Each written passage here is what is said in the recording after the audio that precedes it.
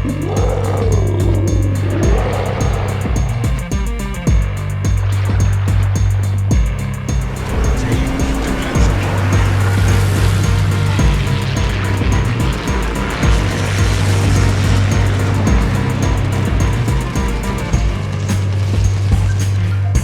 is the Flandre, a Tier 7 French premium battleship. It is the campaign ship in the Lion Flamond campaign, and I really did like the Tier 6 French battleship Strasbourg, so I was really looking forward to the Flandre. So with that, let's get into the setup of the ship and the commander, who is Robert Jougard. Base trait is Borer, increases your battleship's armor-piercing shell penetration. As for inspirations, I have Andrew Cunningham, Concentrated Devastation, tightens the battleship main battery shell grouping, and then I have Paulo Ravel, Time is of the Essence, reduces the battleship main battery reload time. And for skills, this is a basic accuracy commander build for the battleships. Flambeau Cannoneer is the first skill, increases the main battery range and tightens the shell grouping of your battleships, but it increases the chances of any ship type catching fire. So you want to be mindful of that. And here, Gyrating Drill Bits is the next one. Increases the main battery traverse speed and armor-piercing shell damage of your battleship, but it is at the cost of a reduced maximum speed. So all of these so far have a little bit of a negative with the positive. The third skill is Marksmanship, tightens the main battery shell grouping, but it does reduce the rudder shift speed.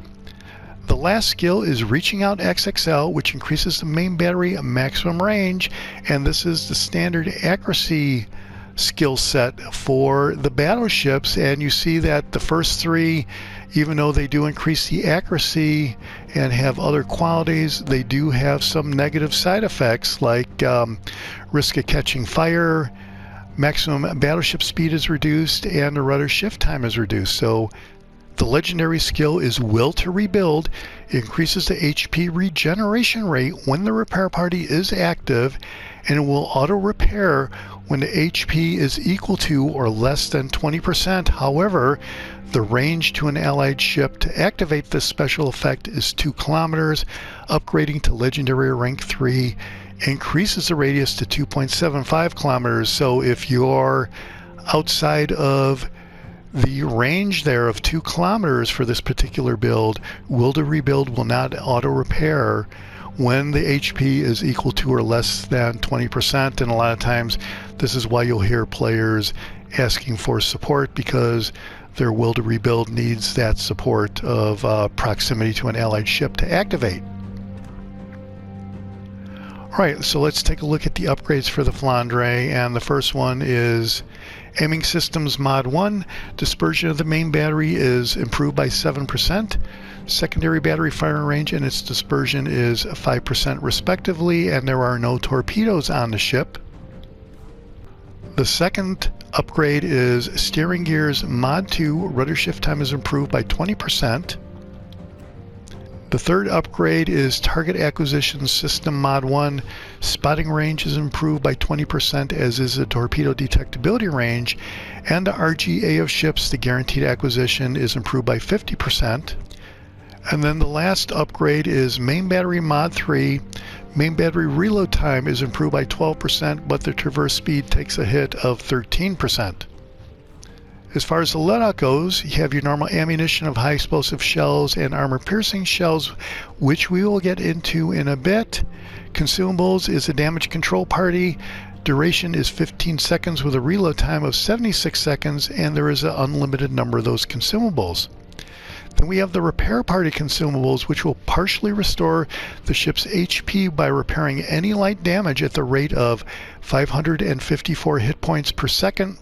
Duration is 19.6 seconds with a reload time of 76 seconds, and there are 3 of those consumables.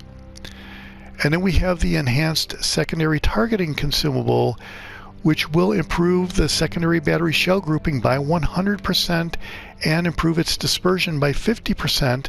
Duration is 30 seconds with a reload time of 152 seconds, and there are 3 of those consumables.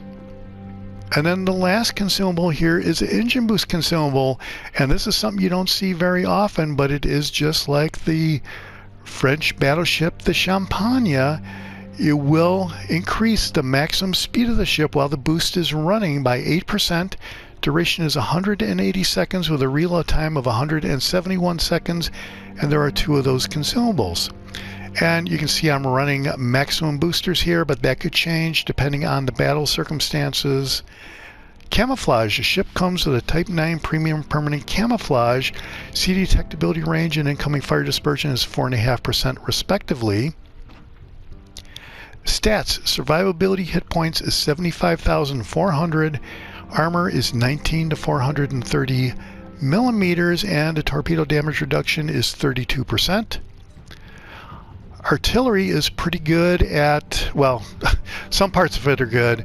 There are 9 guns, 3 turrets of 3 guns each. Firing range is 19.8 kilometers, which is awesome. That is taking into account the boosters. Reload time of 27.6 seconds is great.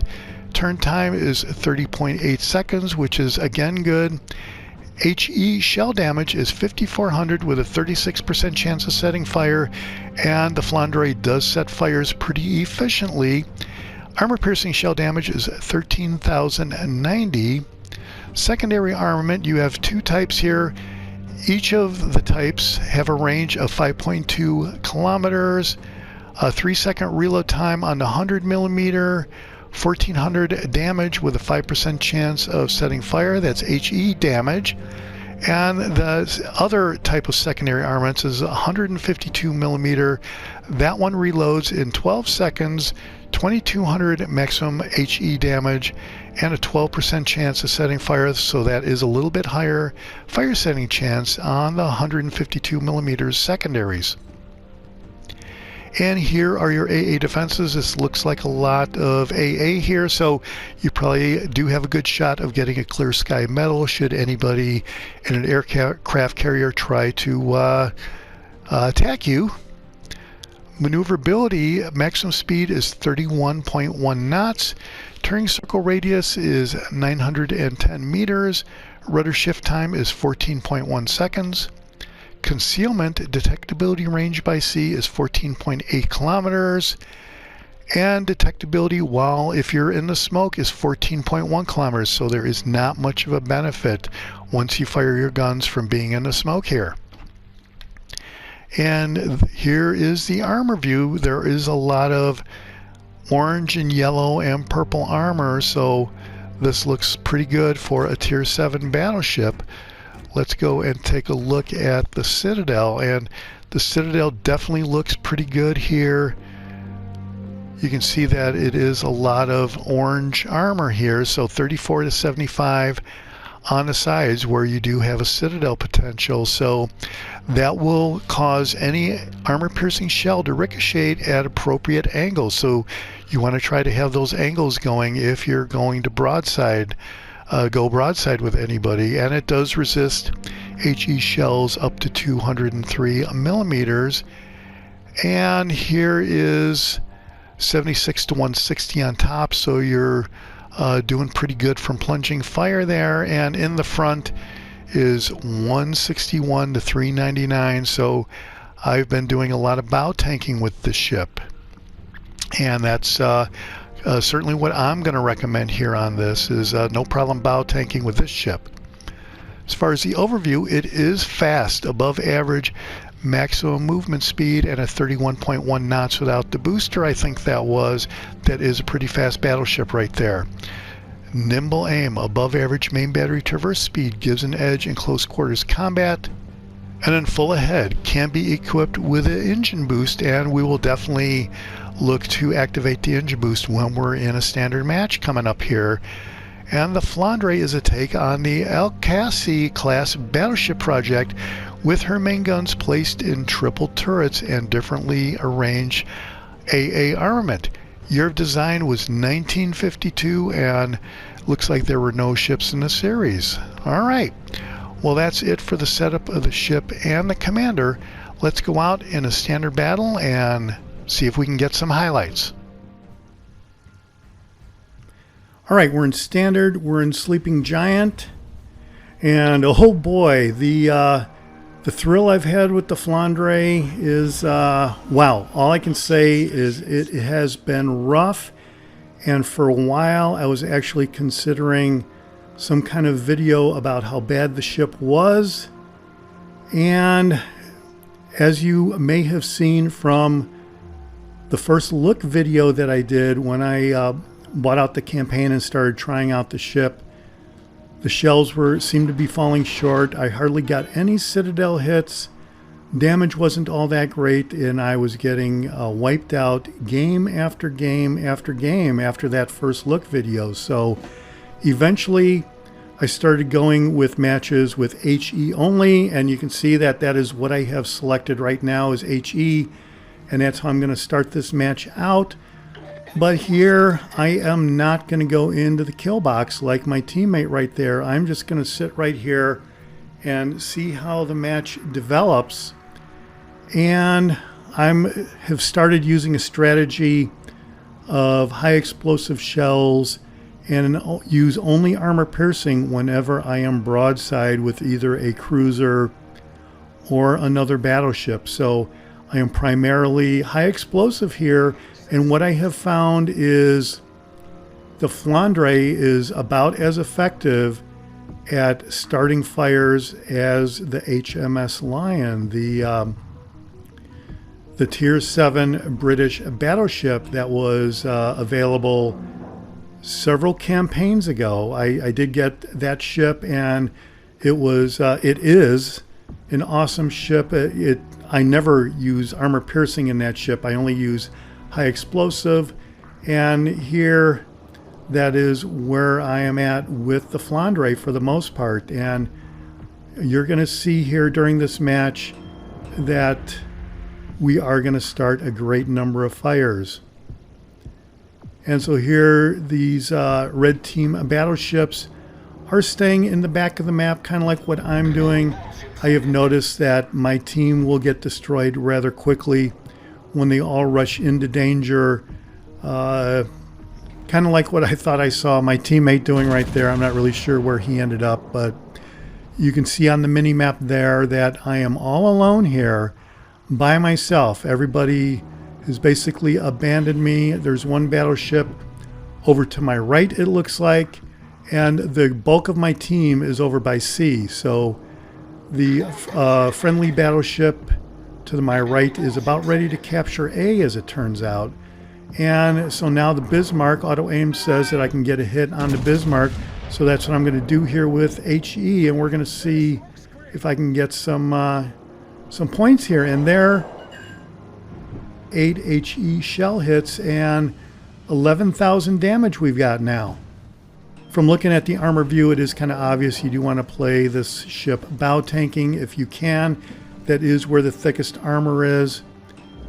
And here I thought I was doing good, but it seems like he is going to turn over to go into A, and then his main guns are going to be pointing at me, but his broadside will be to me. So I do have an opportunity here, I think. And there I do start another fire on him, and this fire is going to be going for a little while longer, I think. So here he's going into A, where my teammate is, and they're going to go head-to-head, probably take each other out, is kind of what it looks like on the mini-map. They're getting pretty close there, so now I'm going to start going forward now that the battleship is out of the way, and I do start a fire on the Akazuki there, so that is great. And it looks like those two ships in A just were ships passing in the night. And the two destroyers, red team destroyers, the Akazuki and the Gupard, which got wiped out there, look like they are going to do a suicide run on my teammate. They're right next to each other. We'll see if my teammate survives. He has survived so far, so wow, look at that. That's a heck of a run that my teammate in the Scharnhorst B made through the gauntlet, is what it looks like. Very nice. But he did leave the red team Bismarck in there, and I believe he got taken out by the friendly destroyer that went in there. And now we do have an Iowa here that is broadside to us, but we're still HE. And we're going to see if we can start some fires on him. We're up to 16 main gun hits. Another fire. 5 fires, 37,000 damage. He damage conned immediately, so I'm going to have to start another fire if I want to get some more significant damage, or some significant damage on the Iowa right there.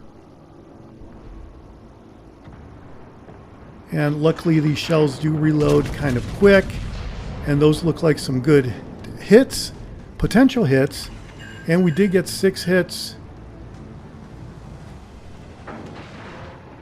but nothing matches happening right there.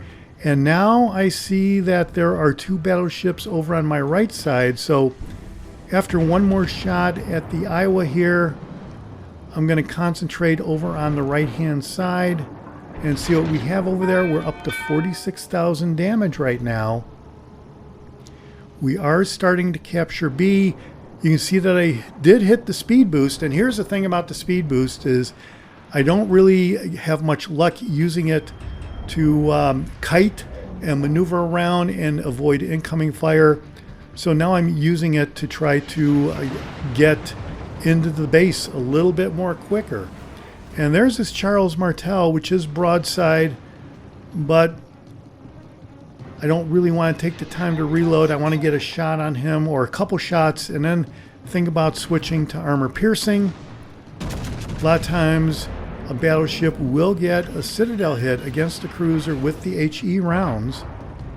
And we're up to 50,000 damage. And there you see, there are these 2 battleships. I am broadside to them.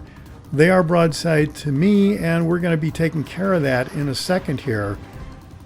Going to start to turn into those 2 battleships. I think it's a Genesee now and an Amagi.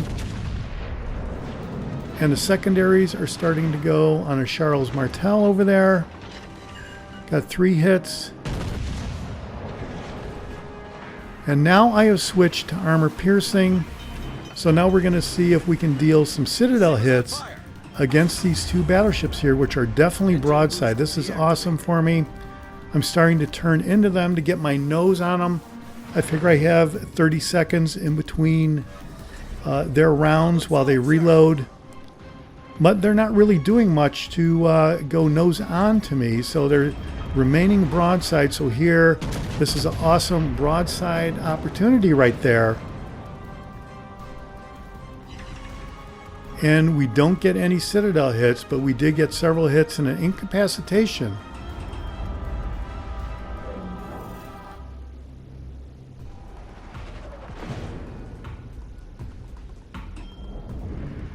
So I'm just waiting for these guns to reload. I don't really want to go very much more broadside. It looks like he is at a little bit of an angle, so I don't really expect any citadel hits there. I think he's angled good enough, but we did get 8,600 damage. It's not quite a citadel hit, but that's pretty significant damage right there.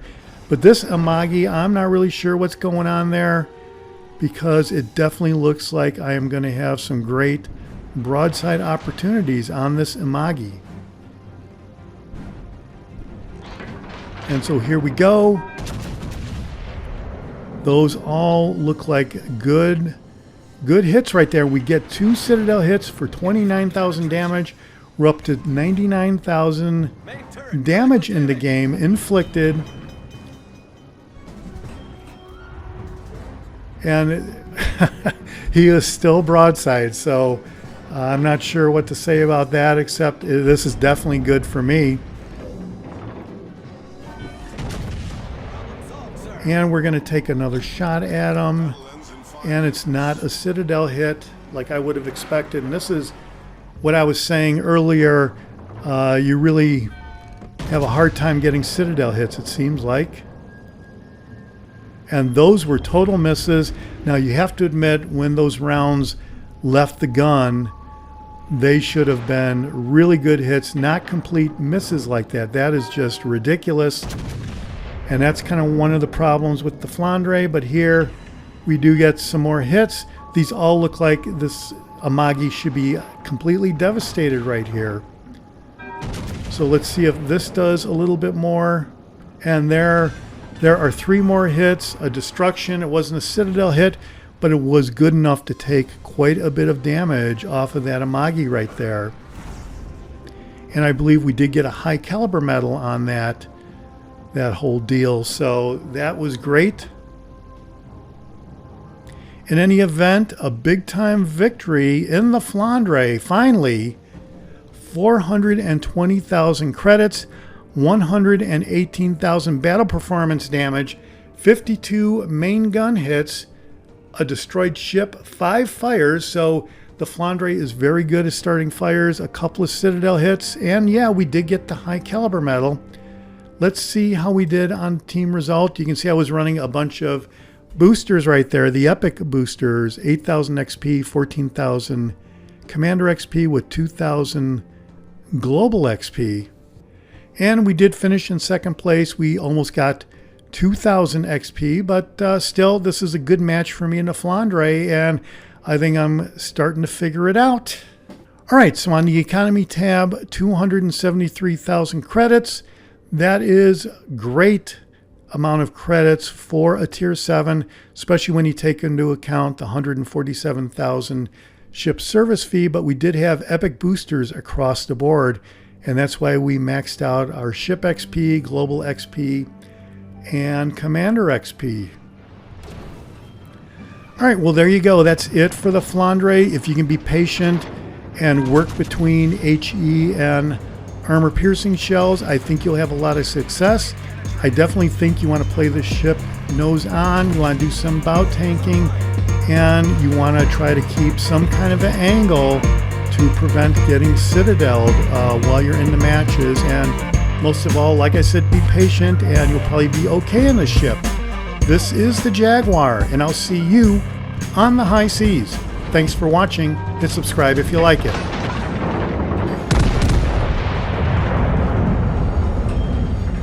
The ship is on fire.